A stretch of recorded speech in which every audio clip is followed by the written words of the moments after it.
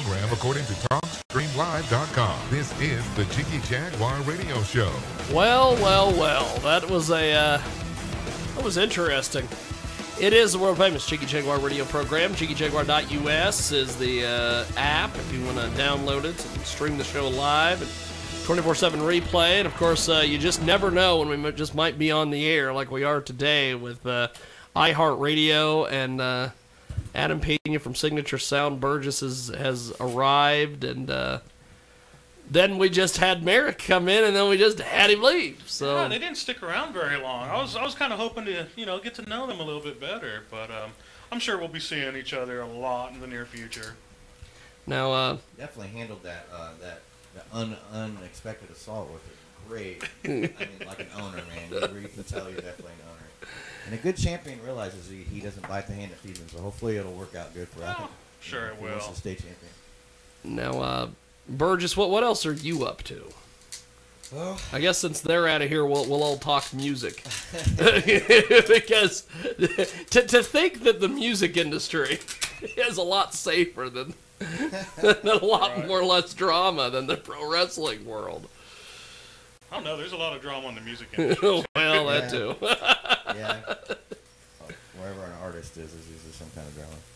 So when's the next roller derby thing? When's that? We just had our scrimmage this last Saturday, and we're having another scrimmage on March 19th, I think. And I got to find out when our co-eds, because the ones I'm not skating in, I'll be announcing, and so I got to find out what our co-ed schedule is. But the Central Kansas Roller Girls, which so far we're changing the name this year to Central Kansas Roller Derby, I believe. We've got 4 names that are just variations of that we've all voted on, and that one's I think is going to win. So we're going to go from CKRG Roller Girls to Roller Derby, so it'll be CKRD. That's interesting. Mm-hmm. That's cool. How often do they have those? Just we have several, once or twice a month. Nice. And we have a monthly scrimmage every month. So I take it's like a league set up. There's so many teams and. Yeah, Salina's got Salina Sirens. We got a team in Junction City, and ICT Roller Girls are pretty awesome. I went up to. Yeah, because Travis Chadwick's wife or girlfriend is on the ICT Roller Girls. Is that the team that they worked out of the Cotillion before? Yeah. They did? Okay. Yeah, we just had our Halloween mashup over in October up there, and we had 3 different teams, and a lot of them were comprised. Sometimes you'll have teams that are comprised of several teams. So like some girls from Nebraska will come down and they'll be on our team, or Junction City and Salina girls will get with the Hutchison girls. That's pretty cool. Yeah, so it's all about the people that want to skate, because you have to have full rosters to skate, and sometimes some teams don't have full rosters. So other teams, like we have WAR, which the Wichita Air Roller or something, but the acronym is WAR. They're our sister team in Wichita, and we when we pay for our fees and our practices, we actually can attend their Wednesday practice in Wichita if we want to. Oh, nice. But that's pretty cool. We have teams that work together, so the girls just try to, and the girls and the guys that skate, just come together, and anybody who's available to skate, we skate together. And so it's a lot of fun. The mashups are pretty awesome.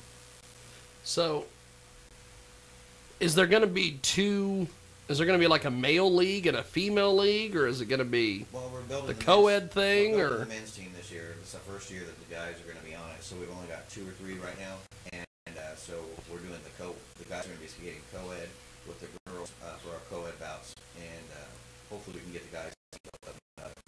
We might end up. Salina started a team this year for guys too, and word is they're going to be called the Spartans. Spartans. Yeah. But, just the Spartans. But that's pretty cool. I think us Hutch guys and Salina are going to work together, so that way we have enough guys so we can bout. Yeah. But you should get into on that, Jiggy. It's pretty awesome. Can I wear my fanny pack when we do? Well, I don't know. They'd have to check it for illegal. They would have to check it for illegal gimmicks. It's a lot more athletic than you think, man. After my first couple weeks on skates doing practices, boy, I was beat. Muscles hurting that you never knew could hurt Yeah, before. it felt like wrestling practice all over again. And that was after mopping the floor for the first couple practices. Wow. I mean, you got to skate like 27 laps in 5 minutes, be able to skate a lap in under 13 seconds. Holy cow. Be able to stand on one foot for each foot for 30 seconds. I mean, you have to pass 2 tiers of tests before you can be about eligible. Really? That's crazy, man. So you've got you're doing the roller derby thing, and then you might become or a DJ for WWX. Yeah, I'll be the guy in the background. With their with their whole thing. Yep. So you know what we could do, Pena? We could work it out to where he could do WWX, Twinkie could do RWE, and Signature Sad and just run everybody. Yeah. Well, that's one thing we'll have to, I don't think RWE has a ring announcer yet or anything like that. So Sam Wilk. Sam Wilk. I keep. Yeah.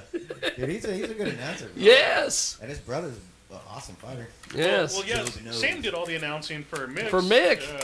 Yeah.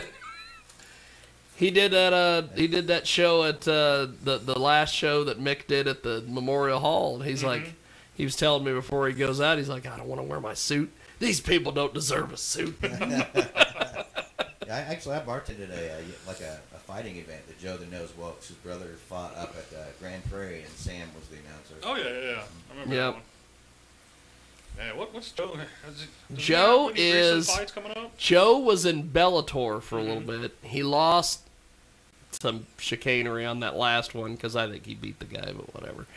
And they cut him, and then Dana White and our UFC had tried to get a hold of him, and they were like, well, we want you to be an announcer, but we don't want you to fight.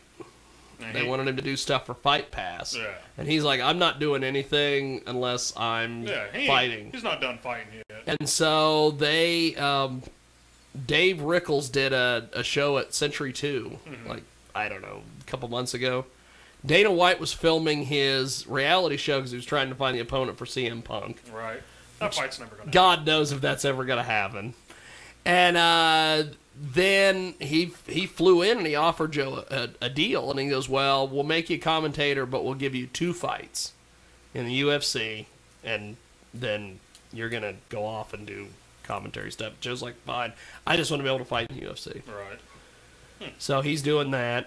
And then my buddy Sean Wheelock, who was working for Bellator, who they booted, was working for the Kansas Athletic Commission. They went ahead and hired him as Joe's partner on the play-by-play, so they're going to do the play-by-play on Fight Pass now. So, and then of course Sam is being a band husband.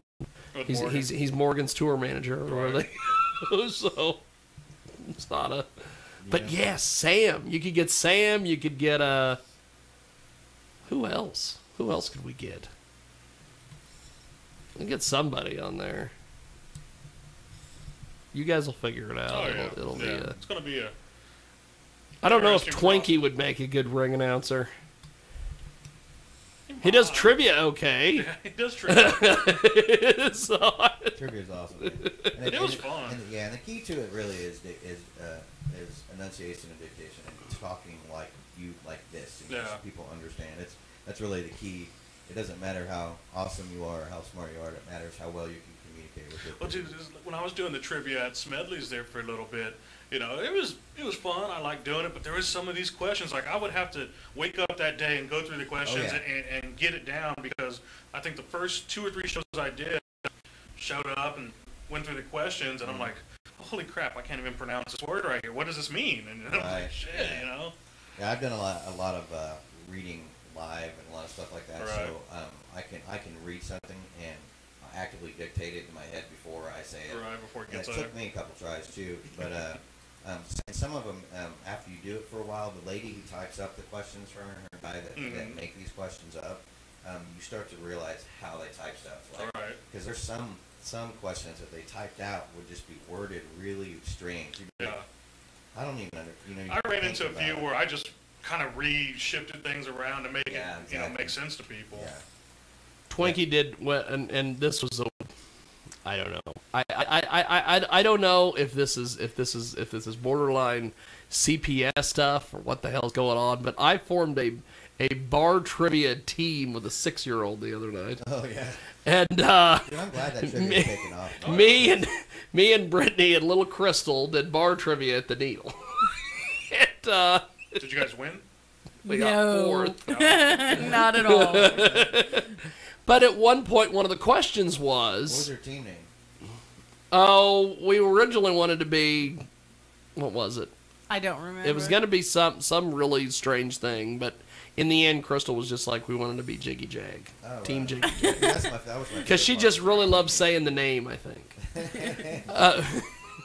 So we had this team, and at one point, Twinkie reads this question, and it was something about basketball teams that in the NHL.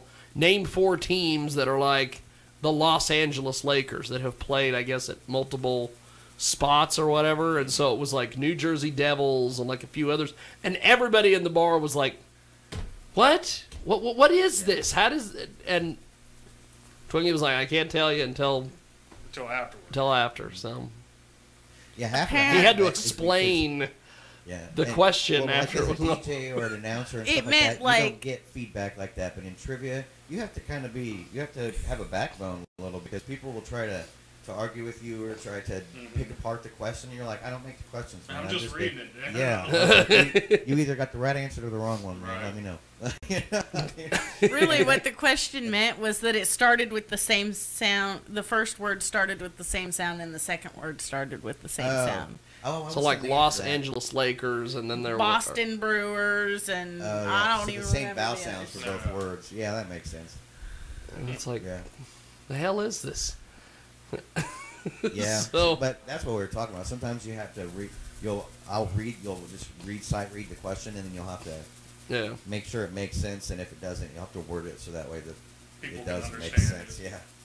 Well, we wanna wrap it up here on our special edition of iHeartRadio. I know that Pena's got signature sound things that he has to go do today, and Burgess, God knows what you're doing today, but you're just gonna go home and sand some guitars. We're gonna start constructing guitars. Hey, I don't know if Pena knows about that. Tell I about kind of the. seen some of it on Facebook that you're Yeah. talking about it. We're gonna start building guitars, and it's not so much to sell them for. I mean, I want the guitars to pay for themselves, but we're gonna like get kids who have old beat up guitars and need new guitars, and they'll be able to trade their old guitar in for brand new ones. Dude, that's awesome. Or I'm gonna make a Superman themed guitar for Chris. Smallville? Yeah, to give away at Nice, Smallville or keep. I mean, I'm gonna give it to him, and he can do what he wants what with he it. wants? Yeah. So we're gonna do that and do it for some of the concerts for the cost stuff, and we're just gonna select every couple months we'll have a guitar that we'll donate to a cause, and Oh, yeah. also make like Les Paul body style guitars and hollow jazz body guitars. I know how to make all those. I come from a family of carpenters, and actually the last one I'm just now learning how to make acoustics. Those are the hard ones. Yeah, right. But they're kind of like the jazz hollow bodies, but we're gonna make those available for a middle class pocket. You'll be able to buy a Les Paul for $300 instead of $2,000. Right. That's cool. That's I cool. like that idea. Well, thanks to Adam Pena. Sorry about earlier with the shenanigans. Like I said, they'll handle it like a pro. You were definitely in the owner's box. Yeah. Man. That's awesome. And Burgess, thank you for just swinging in. As always, thank you, sir. And Britannia, you provided nothing to this broadcast because you didn't want to be a co-host, so you're just on camera for like 5 seconds. You're right. But, I did not contribute. There was no contribution. Well, thanks to Adam Pena, Signature Sound, Burgess and Big City Sound, and Merrick and Vale for providing a distraction and some kind entertainment for Pena this afternoon. Yeah. And that is that. And thanks for listening. Check us out on iHeartRadio each and every week. And also, JiggyJaguar.com. That is that. We'll talk to you